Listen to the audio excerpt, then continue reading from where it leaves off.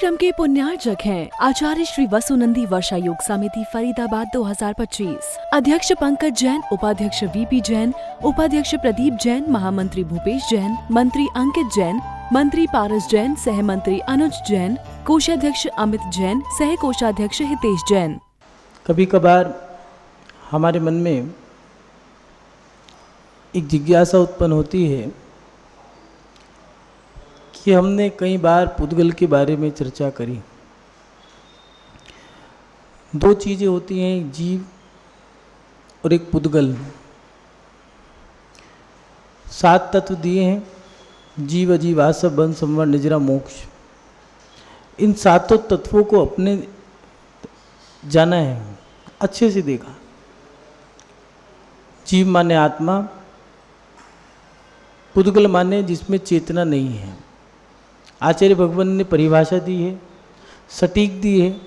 चेतना लक्षणों जीवा, जिसमें चेतना पाई जाती है वो जीव है, और जिसमें चेतना नहीं पाई जाती वो अजीव है।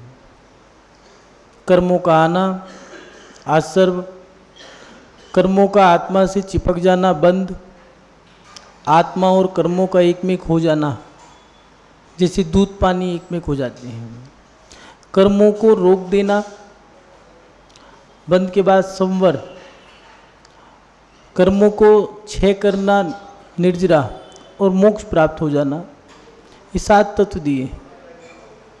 इन 7 तत्वों में से हमने जीव के बारे में और कर्मों के बारे में कई बार चर्चा करी है, लेकिन धर्मात्मा जीव के मन में एक जिज्ञासा ही आती है कि आत्मा का स्वरूप कैसा है। शरीर को हमने जाना है, शरीर कैसा होता है, पुद्गल कैसा होता है। पुद्गल के लिए दिया है कि एक स्वर्ण पाषाण, उस स्वर्ण पाषाण में से तोड़ करके, फोड़ करके, तपा करके, जला करके स्वर्ण को निकाल लिया। उस सोने को तपा करके 14 ताप, 15 ताप, 16 ताप दिए हैं, तो वो सोना शुद्ध हो गया। अगर उसमें ताप कम रह गए तो वो सोना उस भाव नहीं बिकेगा जिस भाव तक बिकना चाहिए था।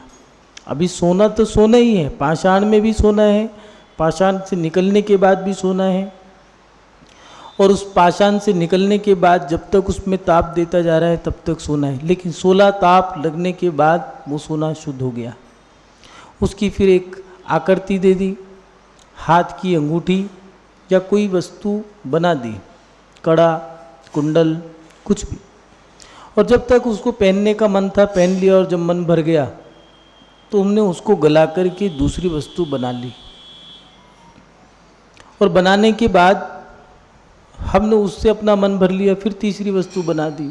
अंगूठी से माला, माला से कुंडल, कुंडल से तिगड़ा, तिगड़े से कड़े, कड़े से पायल, पायल से कानों के कुंडल, कुछ भी जो हमारा मन करा। ये पुद्गल का स्वरूप है। सोना जो का दो है, अंगूठी से कड़ा, कड़े से माला, माला से कुंडल, कुंडल से तिकड़ा, तिकड़ा से माला, माला से तगड़ी, तगड़ी से पायल, पायल से कड़ा, ये सब बनता गया। ये उसकी पर्याय हैं। कड़ा जो का तो रहा, ये पुद्गल है। ये इस पुद्गल के बारे में यही है उत्पाद व ध्रुव्यता। पुद्गल कभी नष्ट नहीं होगा, कि दो ही चीज़ हैं, कभी नष्ट नहीं होंगी। कर्म नष्ट हो सकते हैं, ना तो जीव कभी नष्ट होगा, ना कभी पुद्गल नष्ट होगा। जैसे एक जीव, आपकी भाषा में कहें तो शरीर में आई हुई आत्मा। 12 भावना में एक पंक्ति आती है, मात पिता रज वीरज मिलकर बनी देह तेरी।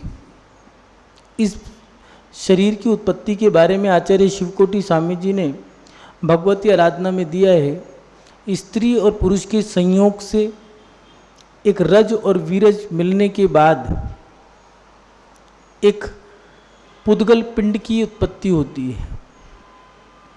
पहले सफ़ेद रंग का, फिर पीले रंग का, फिर लाल रंग का, और उस पीले रंग के, लाल रंग के होने के बाद फिर वो धीरे धीरे जो अंकुर था वो एक आकृति लेने लगता है। और वैष्णव धर्म में कहा है कि जीव माता और पिता के माध्यम से एक शरीर की रचना होती है, और ब्रह्मांड में आत्माएं ऊपर आत्माएं हैं, उनमें से जिसकी जैसी सामर्थ्य होती है वे आत्मा उस पुद्गल पिंड में आ जाती है। ऐसे जाकर के जीव और पुद्गल की स्थापना हो जाती है। गर्भ में 4 महीने तक शरीर रहता है, उसके बाद शरीर के अलग अंकुर फूटते हैं। आचार्य शिवकोटि स्वामी जी ने कहा कि 2 कंधे, दोनों हाथ, एक सर और दोनों पैर, ऐसे 5 अंकुर फूटते हैं 5वें महीने में। इसलिए 5वें माह की महिला दिगंबर साधु को आहार नहीं देती। अब वो बच्चा जानने देखने लग गया है, सोचने विचारने लग गया है, और उसने अपने शरीर की एक्टिविटी शुरू कर दी है। और 6, 7, 8 महीने जो दिए हैं वो उसके विशेष हैं। 8 महीने के अंदर 9 महीने में वो बच्चा हष्ट पुष्ट हो जाता है शरीर के अंदर ही, गर्भ में ही। कुछ बच्चे 6 मास से हो जाते हैं, कुछ 7 मास में उत्पत्ति हो जाती हैं। लेकिन 6 और 7 महीने के बच्चों को पूरी सुविधाएं देनी पड़ती हैं, उनका ध्यान रखना पड़ता है।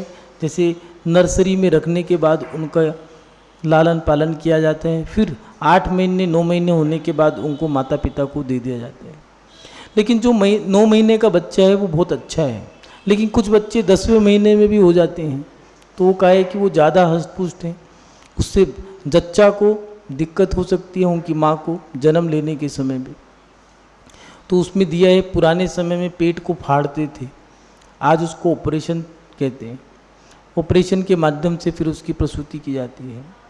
महानुभाव, ये जन्म जीव के उत्पन्न होने की प्रक्रिया बताई, जीव और पुद्गल, शरीर और आत्मा। इसके बाद शरीर धीरे धीरे बढ़ता जा रहा है। 1 से 8 वर्ष की उम्र में उसकी धीरे धीरे चेहरे में, शरीर में, उसकी आकृति में, रूप रंग में अंतर आता जा रहा है। 8 से 20 वर्ष की उम्र में वो धीरे धीरे लंबा होता जा रहा है, और जैसी आत्मा थी वो भी बढ़ती जा रही है। 20 से अब वो एक्टिविटी और अच्छी करने लगा है। पहले वो तुतला के बोलता था, उससे पहले वो जो बोलता था समझ में नहीं आता था, आ माँ माँ। अब वो कुछ बोल रहा है तो लग रहा है कि माँ बोल रहा है, लेकिन वो क्या बोल रहा है हम नहीं जानते। 2 प्रकार की भाषा दी है, एक अक्षरी, एक निरक्षरी। जो 1 इंद्रिय, 2 इंद्रिय, 3 इंद्रिय, 4 इंद्रिय जीव होते हैं, और जो 5 इंद्रिय जीवों की भाषा समझ में नहीं आती है, अक्षर भाषा है लेकिन समझ में नहीं आ रही। ढोलक की आवाज़, धुन तो है, ध्वनि है, लेकिन समझ में नहीं आ रही। जिनेंद्र भगवान की दिव्य ध्वनि समझ में नहीं आ रही है, अभी भी सुन सकते हैं लेकिन समझ में नहीं आती। ये निरक्षरी है। और एक अक्षरी भाषा जो हमें समझ में आ जाती है। उस बच्चे की वाणी अभी समझ में नहीं आ रही, वो क्या बोल रहा है, क्या नहीं कह रहा है, कुछ समझ में नहीं आ रहा। वो आ माँ कह रहा है तो हम सोच रहे माँ कह रहा है, वो आ माने आओ आओ, लेकिन हमें नहीं पता वो क्या कह रहा है, वो ही जानता है। छैडाला का दौलत राम जी ने भी कहा है कि जीव गर्भ में और गर्भ से बाहर आने तक दुखी रहते हैं। लोग उसको उछाल रहे हैं, वो हंस रहा है, वो रो रहा है, लोग उछाल रहे हैं, अच्छा लग रहा है। लेकिन हमें अच्छा लग रहा है, उसे अच्छा लग रहा है या नहीं लग रहा, क्या पता उसे वेदना हो रही हो, क्या उसे दुख हो रहा हो। लेकिन उसकी पीड़ा को न वो कह सकता है न हम समझ सकते हैं। वो बच्चा जब बड़ा हो जाता है, थोड़ा तोतलाने के बाद होश संभाल लेता है, तो फिर हमें अच्छा लगने लगता है, तो हम उसके भविष्य के लिए उसका अध्ययन कराना, लालन पालन, उसका खेल कूद, पढ़ना लिखना, और उसके बाद फिर उसकी वही 25 साल की उम्र में गृहस्थी के बाद पूर्ण अवस्था के बाद वृद्ध अवस्था, और वृद्ध अवस्था के बाद मरण, और मरण के बाद वो जो शरीर था जैसा था, मट्टी से बना था, मट्टी में मिल गया। ये पुद्गल का हमने रूप देख लिया। अब सवाल खड़ा होता है, कई बार जिज्ञासा उत्पन्न होती है कि आत्मा कैसी होती है। आत्मा के बारे में सबने अलग अलग बातें कही हैं। किसी ने कहा आत्मा दीपक की लो की तरह होती है, जैसा दीपक होता है, दीपक को शरीर की उपमा दे दी, उसमें घी भरा होता है, ऐसे ही शरीर के अंदर रक्त, मज्जा, हड्डी इत्यादि मल द्वारों से मल बहना, ये सारी उसकी दी है। ऐसा दीपक और दीपक के अंदर घी और बत्ती में जो लो है, वो लो जो है वो है आत्मा। सबने अलग अलग उपमा दी है। कई मंदिरों में आपने देखा होगा एक धातु की एक आकृति वाली उसको क्या कहें, मूर्ति कह लो, सिद्धों की मूर्ति, प्रतिमा, मूर्ति नहीं, मूर्ति ही कहेंगे, प्रतिमा तो नहीं कह सकते उसको, उसमें बीच में से कटी हुई होती है। कुछ लोगों ने कहा है कि सिद्धों की आत्मा की आकृति इनविजिबल है, मतलब वो दिखती नहीं है। लेकिन आत्मा होती कैसे है ये किसी ने क्लियर नहीं किया है। आत्मा के बारे में कुंद स्वामी जी ने भी दिया है कि जैसे एक बर्फ, स्फटिक, कांच, इनके ऊपर जैसा रंग डालोगे वैसा ही इनकी आकृति हो जाएगी, दिखने लगेंगे। कांच के ऊपर काला रंग डालोगे तो कांच काला लगेगा, सफ़ेद रंग डालोगे तो सफ़ेद लगेगा, हरा डाल दोगे तो हरा, नीला डालोगे नीला, पीला डालोगे पीला, नीला डालोगे नीला रंग, चाहे कांच हो, चाहे स्फटिक हो, चाहे बर्फ हो। उन्होंने आचार्य कुंद स्वामी जी ने यही कहा कि ये आत्मा ऐसी है, पारदर्शिता है इसके अंदर, और जैसी तुम्हारी लेशियाँ होंगी वैसी वैसी आत्मा अपने कर्मों से बनती चली जाएगी। आचार्य पूजपाल स्वामी जी ने भी आत्मा के बारे में चर्चा की है, आत्मा होती कैसी है, क्योंकि आत्मा के बारे में बड़ा मन करता है कि आत्मा के बारे में जान लें। कई बार ऐसा लगता है कोई हमारे पास से होके गया, एहसास होता है। जो व्यक्ति मर गया, मरने के बाद उसके घर में ऐसी स्थिति हो जाती है कि कोई यहाँ पर एक्सपायर हो गया है, तो भैया ये एक यहाँ भूत होगा, भूत। सपने आते हैं गंदे गंदे। कभी कभार एहसास होता है मेरे कान के पास से कोई गया, आत्मा थी वो, लेकिन है कैसी। अब पता लगा हमारे जो मर गए हैं, बुजुर्ग या कोई जवान बच्चा या कोई भी एक्सपायर, अब वो व्यक्ति हमारे पास से होके गया है। अब मैं काश उसे देख लेता, मैं आत्मा को देख लेता, लेकिन आत्माएं दिखती नहीं हैं।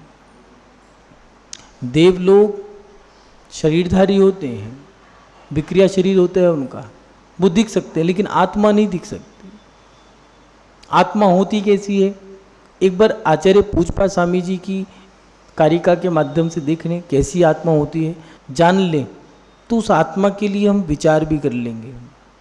क्योंकि जब तक हम जानेंगे नहीं तब तक हम उसके बारे में क्रिया भी नहीं कर सकते। जैसे महिला वही वस्तु बनाएगी भोजन में जो उसको आती है, जिसको वो जानती है, जिसको वो बना देती है, वही व्यक्ति वही वस्तु बनाएगी। वो जिसके बारे में वो जानती ही नहीं तो कहेगी भैया एक काम करो, तुम बाजार में खाए आओ। ये सुनने को मिलेगा। बच्चों ने कहा मोमोज बना दो, बाजार में खाए आओ। चाउमीन बना दो, बाजार में खाए आओ। डोसा बना दो, बाजार में खाए आओ। उसने कहा मूंग की दाल बना दो, घर में खा लो। बनानी आती है। देखिए वो ये नहीं कहेगी कि मुझे बनानी नहीं आती इसलिए कह रहे हैं। ऐसे ही हमारे साथ होता है। कई बार हम वो क्रिया नहीं करते जो क्रिया हमें नहीं आती, लेकिन अगर वो जान जाए, उसको पहचान जाए, उसको हम अच्छे से अध्ययन कर लें, तो उसके बारे में हम आत्मा के बारे में फिर ध्यान भी लगा सकते हैं। उसके बारे में जानने के बाद उसके बारे में विचार कर सकते हैं। एक बार आचार्य पूजपाल स्वामी जी की कारिका को देख लें, वो क्या लिख रहे हैं। 21 नंबर की कारिका में वो आत्मा की चर्चा कर रहे हैं। वो लिख रहे हैं, स्वसंवेदन सुवक्तव से तनुमात्रो निरत्या अत्यंत सौख्यवानात्मा लोकालोक विलोकना। यहाँ आचार्य पूजपाल स्वामी जी लिख रहे हैं, ये आत्मा लोकालोक विलोकना, लोक आलोक को जानने देखने वाला, अनंत सुख स्वभावी, शरीर प्रमाण नित्य तथा संवेदन के द्वारा अच्छी तरह अनुभव में आया हुआ है। शरीर के बारे में हमने सब कुछ जान लिया। शरीर की उत्पत्ति कैसे हुई, शरीर की पर्याय कैसी हुई, जो बाल्यकाल, किशोर काल, वृद्धावस्था और उसके बीच में प्रौढ़ अवस्था इत्यादि, जो ये सारी शरीर की पर्याय थी। बेटा बेटा ही है, शरीर जो का तो है, लेकिन अब वो बेटा बन गया। बेटा होने के बाद कभी वो जीजा बन गया, साला बन गया, पिता बन गया, पिता होने के बाद कभी दादा बन गया, परदादा बन गया, पोता बन गया।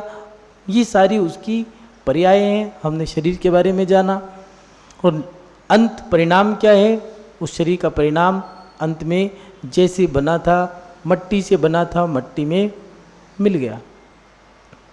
अब आत्मा, तो आत्मा के बारे में कह रहे हैं कि आत्मा जानना और देखना ये आत्मा का काम है। उपयोगो लक्षणम, उमा स्वामी जी ने भी तत्वार सूत्र में सूत्र दिया है, यह आत्मा का काम है देखना और जानना। ये आत्मा लोक और अलोक दोनों को जान सकती है। ये त्रसनाली आप लोगों ने देखा होगा, एक ऐसे सिंबल बना होता है जैनियों का, उसमें ऐसे एक आकृति बनी होती है, ये 3 लोक का नक्शा है, उसमें ये आशीर्वाद, उसमें बीच में एक लकीर खींची होती है, उसको त्रसनाली कहते हैं। त्रसनाली माने इसके अंदर ही सारे जीव हैं, बाकी इससे बाहर कुछ भी नहीं है। 7 नरक, 16 स्वर्ग, 5 अनुत्तर, 9 अनुदिश, सर्वार सिद्धि और 2.5 दीप, तीनों मनुष्य लोक, तिर्यंच लोक जिसको कहते हैं, ये तीनों की तीनों लोक उसी में ही समाये हैं। और आत्मा एक साथ इन तीनों लोकों को देख सकती है और इसके साथ साथ अलोक, इसके जो बाहर है, कई बार लोग कहते हैं अलोक होता कैसे, लोक अलोकाकाश कैसा होता है, तो वहाँ तो जैसा है वैसा है, क्योंकि उसके बाहर कोई जा ही नहीं सकता। तो इसके बारे में चर्चा आचार्य ने यहाँ कह के विराम दे दिया, जैसा है वैसा है, उसको कोई कह नहीं सकता। और जो सिद्ध परमेष्ठी हैं वो इस लोक के अग्रभाग पे विराजमान है। क्यों? क्योंकि वो इस लोक से अब परे हैं, इसके ऊपर है। आत्मा सब कुछ देख सकती है, सब कुछ, इसकी इतनी शक्ति है, लोक को भी अलोक को भी। और उसके साथ साथ दिया है अनंत सुख स्वभावी है। आत्मा के अंदर अनंत सुख है, जो सुख हम सोच भी नहीं सकते। अभी तो अपन लोग इसी को सुख मान रहे हैं। कभी कभार होते हैं ना, खाने का मन करा और भोजन में गरम गरम रसगुल्ले खाने को मिल गए, गरम गरम पूड़ी और शाही पनीर की सब्जी मिल गई, वाह आज तो आनंद आ गया। अभी तो अपन लोग दाल रोटी तक ही हैं, दाल रोटी से तो ऊपर ही नहीं उठे अभी अपन लोग। पेट और पेटी इसके ऊपर ही नहीं उठे। जबकि अपन लोगों का काम क्या था? लक्ष्य तो हमारा ये था कि हम अपनी आत्मा का कल्याण करेंगे, लेकिन कर क्या रहे हैं? अपन लोगों की शक्ति तो बहुत है। वो एक पंक्ति आती है ना, जरा मान ले ओ मेरे भैया, भव डूलने में क्या सार है, तू बन जा बने तो परमात्मा, तेरी आत्मा की शक्ति अपार है। आत्मा की शक्ति अपार है। अनंत सुख, अनंत ज्ञान, अनंत दर्शन, अनंत वीर्य, अनंत अनंत सब कुछ अनंत है। लेकिन हम लोग कभी कभार जब अपने आत्म कल्याण के बारे में सोचते हैं तो हम सोचते हैं कि शक्ति कहाँ से लाएं। लेकिन एक व्यक्ति अपने कार्य के लिए, संसार की क्रिया के लिए 500 किलोमीटर जा सकता है। एक व्यक्ति के यहाँ से कार्ड आया है कोरियर से, वो भी मोबाइल पे, अब तो वो भी सिस्टम बंद हो गया, अब तो मोबाइल पे ही व्हाट्सअप भेज दिया है, देख लेना भैया तुम्हें कार्ड भेज दिया, आना है सबको, अगर नहीं आए तो देख लेना, तुम्हारी मेरी लड़ाई है। और नहीं आया, दोबारा फ़ोन भी नहीं आया। बोलने के लिए तो बातें बहुत अच्छी अच्छी करी थी, और वो भी चला गया कि मुझे जाना है, मेरे दोस्त की शादी है। शादी में 500 किलोमीटर चले गया। लेकिन अगर हम अपनी आत्मा के लिए कुछ करने जा रहे हो, धर्म की क्रिया, अगर भगवान के दर्शन करने जाना हो, गुरु के पास प्रायश्चित लेने जाना हो, तो भैया महाराज जी आप ही आके दे दो, हमारा तो बहुत काम है, हम पे टाइम ही नहीं, कहाँ से ना इतना समय। हाँ, अपन लोग संसार की क्रियाओं में फंसे, समय वही है, पूरा समय अपने पास, लेकिन देना ही नहीं चाहते। कारण क्योंकि ऐसा नहीं निकाल सकते, निकाल सकते हैं, लेकिन उसमें फंसे हैं दलदल में। आत्मा की शक्ति तो अपार है, और उसका जो आनंद है, जो सुख है, उस विद्यालय में वो तो सुख अलग ही है। आत्मा आत्मा में लीन है, आत्मा आत्मा के माध्यम से अपनी आत्मा में लीन कर लिए, बस वहाँ कुछ नहीं है। वहाँ तो सुख ही सुख है, ना कोई राग, ना कोई देश, ना कोई माया, ना मोह, ना कोई टैक्स भरना है, ना इनकम टैक्स, ना सेल टैक्स, ना रोड टैक्स, कोई प्रकार, किसी प्रकार का टैक्स नहीं है। कोई युद्ध नहीं, कोई लड़ना नहीं, कोई झगड़ना नहीं, वहाँ तो कुछ भी नहीं है। वहाँ तो मात्र आत्मा है और अपने यहाँ सुख मना दे। अनंत सुखी है और अनंत शक्ति भी है। पांडवों में अग्नि के जो जलते हुए अंगारों से भरे, ये कह लो कि लोहे के बिल्कुल तपते हुए आभूषण जैसे होते हैं वैसी उनकी आकृति बना करके सर से पैर तक जितने आभूषण होते हैं सब पहना दिए। एक वो आते हैं कानों के कुंडल, नाक का वो जो पहनते हैं जेंट्स लोगों में, लेडीज़ में तो कुंडल पहनते हैं, नाक में एक छोटी सी नथनी होती है, पुरुष भी डालते हैं। राजस्थान में जाओगे बहुत लोग मिलेंगे। उसके बाद गले का एक छोटी, उसमें आदि पुराण में दिया है चिक जिसको कहते हैं, गले में पहनने वाली 3 मोती की, 3 मोती की लड़ी, 7 मोती की लड़ी, 11 मोती की लड़ी, 21 मोती की लड़ी, 51 मोती, 108 मोती और 1008 मोती का जो होता है उसको कहते हैं 9 लखा हार। आचार्य जिनसेन स्वामी जी ने आदि पुराण में उल्लेख किया है इसका। बाजूबंद, दोनों हाथों के कड़े, सारी उंगलियों की अंगूठियाँ, पैरों का कड़ा, पूरा आभूषण से उन्हें ढक दिया है और वो तप रहे हैं, खाल जल रही है, शरीर झरझर झरझर झर गिर रहा है, झर रहा है और अंदर बस अपने में मस्त है। ये है आत्मा का सुख। आत्मा सब कुछ देख सकती है, आत्मा अनंत सुखी है। शरीर प्रमाण माने जैसा शरीर है वैसी आत्मा। एक इंद्रिय है, पृथ्वी, अग्नि, वायु, वनस्पति, जल, जैसा है उसका शरीर वैसे उसमें समा गई है। 2 इंद्रिय में शंख, सिप्पी, 3 इंद्रिय में चींटी, 4 इंद्रिय में मक्खी, मच्छर, भोरा, 5 इंद्रिय में जानवर और उसके साथ साथ मन सहित 5 इंद्रिय पुरुष। ये जैसी जैसी उसकी शरीर की आकृति है वैसे वैसे शरीर बढ़ता जा रहा है। कई बार कहते हैं छिपकली की पूंछ कट गई, अब तो आत्मा भी कट गई। ऐसा नहीं होता। आत्मा शरीर के प्रदेशों में है, संकोच और विस्तार करना इस आत्मा का स्वभाव है। जैसे जैसा वो शरीर बढ़ता जा रहा है आत्मा उसके अंदर बढ़ती जा रही। बच्चा छोटा था आत्मा उतनी ही थी, बच्चा बड़ा हुआ आत्मा बढ़ गई। अब ऐसा तो नहीं कोई कहे कि महाराज जी इसमें जोड़ लगा दिया, जोड़ नहीं लगाए। वो बच्चा जैसे जैसे बढ़ता जा रहा था आत्मा वैसी वैसी बढ़ती जा रही थी।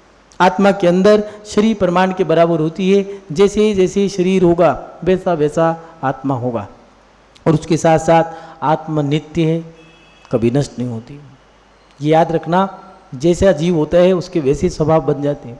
एक बहुत अच्छा उदाहरण आता है। एक व्यक्ति महात्मा जी के पास गया और उनके दर्शन करे, महात्मा जी से प्रभावित हुआ। महात्मा जी कहने लगे तुम कल्याण कर लो अपना। महात्मा जी जानते थे, अवधि ज्ञानी थे, मुनि महाराज थे, जो महात्मा जी दिगंबर साधु ही थे। उनसे पूछा क्यों मैं दीक्षा क्यों लूं? कहने लगे तुम्हारी आयु 3 दिन की रह गई है मात्र, जो करना है कर लो। उन्होंने कहा विचार करता हूं। घर गए, बेटे से बात कही और वो रहस्यमयी जो बात थी उसने अपने बेटे से कह दी। सुनो, आज मुनि महाराज के पास गया था और उन्होंने कहा है 3 दिन की आयु है, मुझे मरना है। तो बेटे ने कहा पिताजी मरना तो सबको है, चिंता किस बात की? आप अपना उन्हीं के पास जाके अपनी आत्मा का कल्याण करो, जैनेश्वरी दीक्षा ले लो। उन्होंने कहा ये तो मैं जानता हूँ, मुझे करना है, मैं जानता हूँ, फिर दुख किस बात का है? उसके पिता ने कहा बेटा उन्होंने जो सही बात जो बताई वो बड़ी गंभीर बात है। उन्होंने कहा, उसने कहा क्यों, क्या बात है? तो पिता ने कहा कि मैंने जो अपने कर्म किए थे उस कर्मों के कारण मैं मरने के बाद कितना भी अच्छा काम कर लूं और कैसे भी अच्छे काम करके मरूं, उन्होंने कहा कि तुम मरने के बाद विष्ठा के कीड़े बनोगे, मल के कीड़े। मैं तुमसे एक वचन चाहता हूँ। क्या? जैसे ही तुम मुझे मल में देखो तो तुम मुझे मार देना। मैं मल का कीड़ा बन के नहीं रहना चाहता। समय आया, पिता मर गए। मरने के बाद बेटे ने देखा मल में कीड़े बने और जैसे ही वो उसको मारता वो खो जाता, मल में चला जाता। 1 बार 2 बार कई बार ऐसा किया लेकिन ऐसा नहीं हुआ, वो मरा। वो मुनि महाराज के पास गया, पूछा कि मैं अपने पिता को, वो जो आपने उनको जैसे ऐसा बताया था वो वैसे वैसे ही हुई, वो मरने ऐसे ही मरे जैसे आपने कहा था वैसे ही मरे। मरने के बाद मल में कीड़े हुए। उन्होंने मेरे से कहा था कि मैंने जैसे ही उनको देखूं वो मैं उन्हें मार दूं, लेकिन जब मैं उन्हें मारता हूं तो वो चले जाते हैं, कहीं और चले जाते हैं, मरते ही नहीं है। क्या करूं मैं? तो मुनि महाराज ने कहा कि जीव का स्वभाव है, वो जिस पर्याय में जाता है उस पर्याय में जाकर के उसमें ही लीन हो जाता है। यही हमारी स्थिति है, ये आत्मा की भी स्थिति है। जैसा शरीर होता है उस शरीर में जाकर के वैसी आकृति ले लेती है, और हम जैसी पर्याय में जाते हैं उस पर्याय में जाकर के उसमें ही लीन हो जाते हैं। इस आत्मा के लिए दिया है ये शरीर प्रमाण है और नित्य है, कभी नष्ट नहीं होती। इस आत्मा को गीता में लिखा है, यह आत्मा ना जला सकते, न गला सकते, न सूख सकती है, न जल सकती है, न गल सकती है। कोई इसको काट नहीं सकता, इसको कोई मार नहीं सकता। यह आत्मा अजर है, अमर है। श्री किशन जी ने गीता में जो अर्जुन को उपदेश दिया उसमें दिया स्पष्ट कि आत्मा कैसी है। आचार्य पूजपा स्वामी जी करेंगे नित्य है, कभी नष्ट नहीं होगी, और उसके साथ साथ इस संवेदन के द्वारा अनुभव में लाई जा सकती है। कुछ लोग कहते हैं आत्मा का अनुभव कैसे करें? अपनी आत्मा का अपनी आत्मा के माध्यम से ही अनुभव कर सकते हो, दूसरे की आत्मा के माध्यम से दूसरे का अनुभव नहीं कर सकते। कई लोग कहते हैं ये मिथ्या दृष्टि है, सम्यक दृष्टि, मिथ्या दृष्टि, मिथ्या दृष्टि। अरे भैया, दूसरे की बात हम नहीं जान सकते, आपके पास वो सामर्थ्य नहीं है। जो जानत है वो कहत नहीं, और जो कहत हैं वो जानत नहीं। जिनको सब कुछ पता है वो बोलते नहीं, और जो बोल रहे हैं वो अज्ञानी हैं। अब कहोगे महाराज जी आप भी बोल रहे हो, कहने वाला कुछ भी कह सकते हैं। हम बोल नहीं रहे, हम आपको बता रहे हैं। बोलने वाला जो मन में बोल रहे। आचार्य उपाध्याय और साधु परमेष्ठी बोलते नहीं हैं, ये आगम की वाणी को आपके सामने रखते हैं। विचार हमें करना है, हम क्या करें क्या ना करें। मानभाव आत्मा का विषय मार्मिक है। प्रत्येक व्यक्ति आत्मा के बारे में जानना चाहता है, क्योंकि सबको पता है कि शरीर का आखिरी परिणाम रिजल्ट क्या है। आखिरी में 2.5 किलो की मट्टी बन जाना है। फिर आत्मा होती कैसी है? तो आचार्य भगवान ने बहुत सरल भाषा में बताया कि आत्मा 3 लोक को एक साथ देख सकती है। लोक और अलोक को जानने वाली, अनंत सुख स्वभावी है। इसका स्वभाव है अनंत सुख, अनंत ज्ञान, अनंत दर्शन, अनंत वीर्य। और शरीर के प्रमाण है, जैसा शरीर होगा उस शरीर की आकृति को धारण कर लेगी। और उसके साथ साथ ये नित्य है, कभी नष्ट नहीं होती, जैसी है वैसी ही रहेगी। और उसके साथ साथ अपनी आत्मा को अपनी आत्मा के माध्यम से जान सकते हैं। आचार्य कुंदकुंद स्वामी जी ने कहा, अप्पा अप्पा मीरो, अपनी आत्मा को अपनी आत्मा के माध्यम से अपनी आत्मा में अपनी आत्मा से लीन कर लो, बस इसके बाद कुछ नहीं है। इस कार्यक्रम के पुण्यार्चक थे आचार्य श्री वसुनंदी वर्षा योग समिति फरीदाबाद 2025, अध्यक्ष पंकज जैन, उपाध्यक्ष वीपी जैन, उपाध्यक्ष प्रदीप जैन, महामंत्री भूपेश जैन, मंत्री अंकित जैन, मंत्री पारस जैन, सह मंत्री अनुज जैन, कोषाध्यक्ष अमित जैन, सह कोषाध्यक्ष हितेश जैन।